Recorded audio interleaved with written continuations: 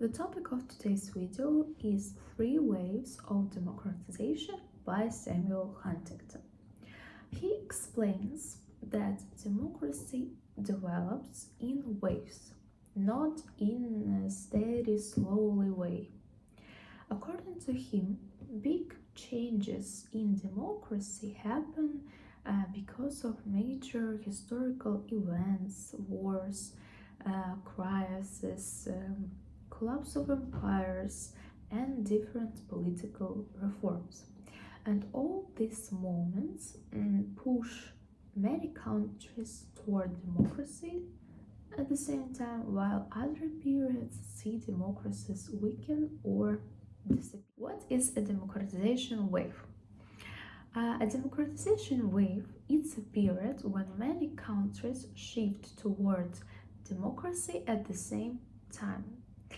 And let's talk in more detail about each wave or each type of democratization. So the first wave began in 19th century with the expansion of voting rights and representative government in countries like United States and Western Europe. Democracy grew slowly at this period, but later declined when many countries turned authoritarian. The second wave followed the Second World War when fascist regimes collapsed and many new democracies emerged in Europe, Japan, and former colonies. It was influenced by the victory of democratic powers in the war. The third wave began in 1970s with democratic transitions in Southern Europe, Portugal, Spain, Greece, and later spread to Latin America, Africa, Asia, Eastern Europe after Cold War. Each wave was followed by a reverse wave during which some democracies weakened. How can we assess drivers of democratization? For example, social economic change economic growth, education, urbanizations, all these things can push countries toward democracy. Also, we can say about legitimacy crisis, for example, when governments fail because of corruption, economic problems, repression, it can undermine the trust in the government, in the system. People can lose trust in the government. And the loss of legitimacy can trigger protests, political reforms, regime changes. Also, we can add that democratic ideas spread through media, international organizations, trade, and when one country, for example, has a democracy, others may follow. A reverse wave happens when countries that were once democratic, they move back to the authoritarian rule. Since the early 2000s, many democratic countries have experienced democratic backsliding instead of progress.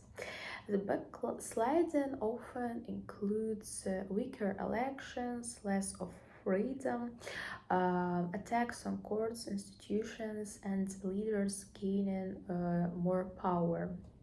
After 2000, factors such as populist leaders, economic inequality, fear of globalization contributed to reverse waves. And new technology has also helped governments to monitor citizens and control information. Do Huntington's waves still apply today? Are we at the start of fourth wave or in the middle of a prolonged reverse wave? In 21st century, democracy faces with new problems, new challenges. For example, populist leaders are becoming more common and sometimes weaken democratic rules. Many countries are now in a hybrid regimes, meaning that they look partly democratic, but they still control citizens in a authoritarian way. Technology and social media are also used by government to spread misinformation and monitor citizens. Even strong democracies are showing signs of backsliding. Huntington's wave theory still helps because democracy still grows and falls, and not one country at a time. Some countries move forward while others move backwards. However, today's world is more complicated.